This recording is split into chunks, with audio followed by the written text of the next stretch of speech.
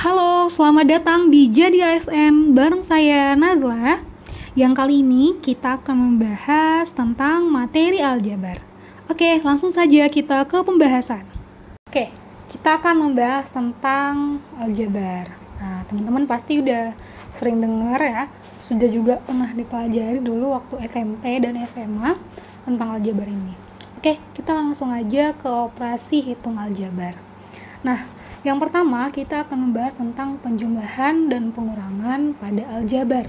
Nah, operasi penjumlahan dan pengurangan itu hanya dapat dilakukan pada suku-suku yang sejenis atau sama. Nah, coba perhatikan contoh nih. Di sini ada negatif 3bx ditambah 8bx dikurang 4bx disama dengan negatif 3 ditambah 8 dikurang 3, lawan bx-nya sama dengan 2bx. Nah, yang dikatakan suku-suku yang sama itu ya ini, dia negatif 3bx. Jadi kalau misalnya di sini saya misalkan ada negatif 3bx ditambah 2x di sini ya, misalnya ditambah 4bx, ini berapa? Nah, ini tidak bisa dijumlahkan langsung nih, karena di sini ada 2x. Jadi yang sama itu hanya yang bisa dioperasikan hanya negatif 3bx dan 4bx, karena mereka yang memiliki atau sukunya sama. Nah, kalau ini kan bx semua nih, bx semua berarti sukunya sama. Untuk mempermudah, kita tinggal keluarkan bx-nya, langsung kita operasikan sehingga kita peroleh hasilnya 2bx. Itu untuk penjumlahan dan pengurangan. Oke, kita ke perkalian. Nah, gimana nih kalau perkalian? Yang pertama, ada perkalian antara konstanta dengan bentuk aljabar. Contohnya di sini ada 4x dikalikan dengan negatif 7bx. Maka ini bisa ya, tidak harus sukunya sama, baru bisa dikalikan. Kalaupun berbeda seperti ini, konstanta dikalikan dengan bentuk aljabar. Nah, bisa nih, kita peroleh hasilnya negatif 28bx. Ataupun bisa 2x misalnya dikalikan dengan 3y. Nah, ini kan bisa hasilnya menjadi 6xy. Jadi tidak terpaku kalau untuk perkalian. Kemudian perkalian antara dua bentuk aljabar. Nah, ini ya tadi ya. Kalau ini kan konstanta, yang ini perkalian antara dua bentuk aljabar. Ada rumus di sini. Katanya ada A tambah B, buka kurung lagi, dikali 7 dikurang D. Maka ini sama aja hasilnya, atau bisa kita kerjakan dengan A dikali dengan C, A dikali dengan D, kemudian A dikali C dikurang A kali D, kemudian ditambah B dikali C dikurang B kali D. Nanti hasilnya tetap sama. Contohnya, di sini ada 2 ditambah 5 dikali dengan 6 dikurang 4. Ini kan kalau misalnya kita operasikan secara sederhana kan hasilnya 7 dikali 6 kurang 4, 2. Maka hasilnya 14. Tapi kalau misalnya teman-teman kerjakan seperti rumus seperti ini, nanti juga dapatnya 14. Gitu ya. Oke. Kemudian kita masuk ke pembagian pada aljabar. Nah, pembagian bentuk aljabar itu diperoleh dengan cara menentukan faktor sekutu. Kemudian melakukan pembagian pada pembilang dan penyebutnya. Jika misalnya ada 14xy dibagi dengan 2xy, itu kan hasilnya 14xy dibagi 2xy. Sama ya, 14 bagi 2 berapa? 7xy. Berapa lagi ya? Misalnya 20x dibagi dengan 5x. Ini kan sama. 20 bagi 5 berapa? 20 bagi 5 4x. Gitu ya. Kemudian kita masuk ke yang keempat. Di sini ada operasi hitung pecahan aljabar. Di sini kita ada contoh 1 per P ditambah 2, 3 per Q. Sama ya, kita samakan penyebut, konsepnya sama. Ini kita kalikan dan kita kali silang untuk pembilangnya. Maka di sini 1 dikali 3Q, 2 dikali P, kemudian kita jumlahkan sesuai operasi dan penyebutnya sama-sama kita kita kalikan. Maka kita peroleh nanti hasilnya 3Q ditambah 2P per 3PQ. Oke, kita masuk ke yang kedua. Sini ada prioritas operasi hitung, atau ini sering juga ya atau berlaku untuk pecahan campuran gitu lah ya. Nah, di sini yang pertama syaratnya adalah operasi akar pangkat dan operasi pangkat. Kemudian yang kedua operasi kali dan operasi bagi. Kemudian yang ketiga ada operasi tambah dan operasi kurang. Yang keempat, jika dua operasi hitung yang sama tingkat prioritasnya muncul dalam satu baris bersamaan, maka selesaikan terlebih dahulu operasi hitung yang muncul di depan atau yang paling kiri.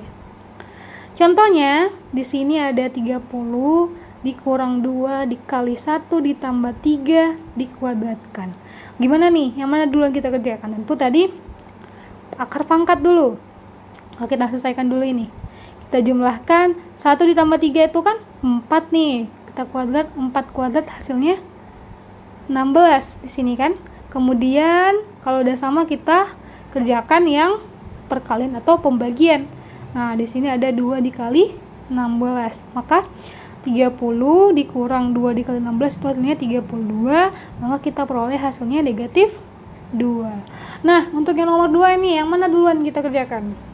10 dibagi 5 dikali 2. Nah, ini sama nih, berarti yang kita kerjakan yang paling kiri. 10 bagi 5, 2. Kemudian kita kalikan. 2 kali 2, 4. Kemudian yang nomor 3, sama ya, kita kerjakan yang paling kiri dulu. 10 dikali 5 hasilnya 50. Kemudian kita bagi 2 hasilnya 25. Oke, kita ke yang terakhir, yang ketiga, yakni pemfaktoran. Di sini sudah ada syarat-syaratnya, ada 1 sampai dengan 10. Kita bahas yang pertama. Jika misalnya ada MA ditambah MB, maka supaya operasinya lebih mudah, tinggal kita keluarkan aja yang sama. Yang sama kan di sini sama-sama ada M ya. Maka M-nya yang keluar, operasinya adalah A ditambah B. Ini kan kalau kita kalikan sama aja nih. M dikali A, M ditambah M kali B, ya kan? Oke, begitu juga yang kedua. Di sini ada negatif MA ditambah MB. Maka kan di sini negatif nih. Gimana dong? Kan nggak sama nih negatif M dengan M. Nah, kita keluarkan aja dia M.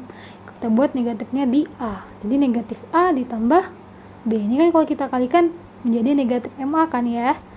Atau boleh seperti ini. Negatif M namun operasinya berubah menjadi kurang. Karena nanti negatif M dikali negatif B kan hasilnya MB kan, karena berubah menjadi positif.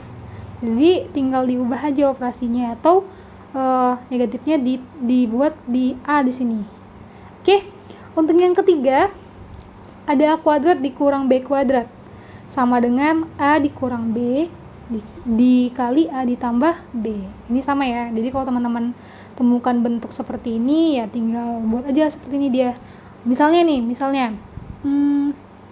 7 kuadrat dikurang 4 kuadrat. Nah, kalau kita mau menyelesaikan satu-satu kan harus kita kuadratkan dulu 7 berapa, baru kita kurang dengan 4 berapa kuadratnya ini. Ini ribet ya, susah gitu. Maka kita buat aja 7 dikurang 4, 7 ditambah 4 itu berapa? Di hasilnya sama dengan kita menguraikan 7 kuadrat itu berapa dan 4 kuadrat itu berapa. Oke, untuk yang kedua, yang keempat di sini ada A ditambah B kuadrat. Nah, kalau tadi operasinya negatif, di sini operasinya positif. Jadi kalau kita uraikan, dia menjadi A kuadrat ditambah 2AB ditambah B kuadrat. Jadi ibaratnya gini, ini kita kuadratkan. Terus ini 2 ini yang pangkatnya dikali A dikali B. Maka di sini 2AB dan B-nya dikuadratkan lagi. Maka menjadi A kuadrat tambah 2AB ditambah B kuadrat. Nah, di sini ini harusnya negatif ya. Nah, di sini harusnya A dikurang B kuadrat. Maka ini menjadi sama dengan A kuadrat dikurang 2AB ditambah B kuadrat. Sama ya konsepnya seperti yang tadi. Kemudian untuk yang nomor 6, di sini ada X kuadrat ditambah BX ditambah C.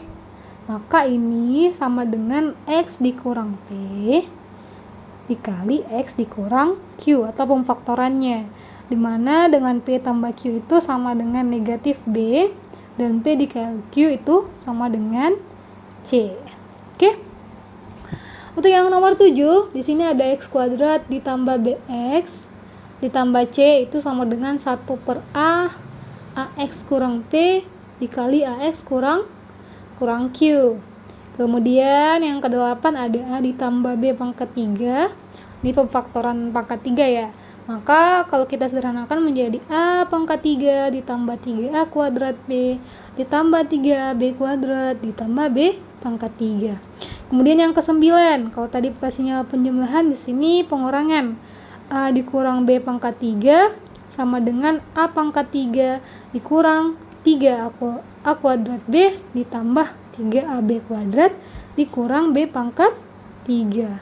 Kemudian yang ke-10 dan yang terakhir ini penyederhanaan pemfaktoran pangkat 4. Jadi A tambah B pangkat 4 itu kalau kita sederhanakan menjadi A pangkat 4 ditambah 4A pangkat 3B ditambah 6A kuadrat B kuadrat ditambah 4AB pangkat 3 ditambah B pangkat 4. Nah, itu nih kalau kita membahas tentang pemfaktoran. Jadi nanti kita akan lebih mudah untuk menyelesaikan soal-soal yang muncul. Makasih banyak udah nonton video ini. Semoga dapat bermanfaat bagi teman-teman untuk menjadi seorang ASN. Sampai jumpa di video selanjutnya di Jadi ASN.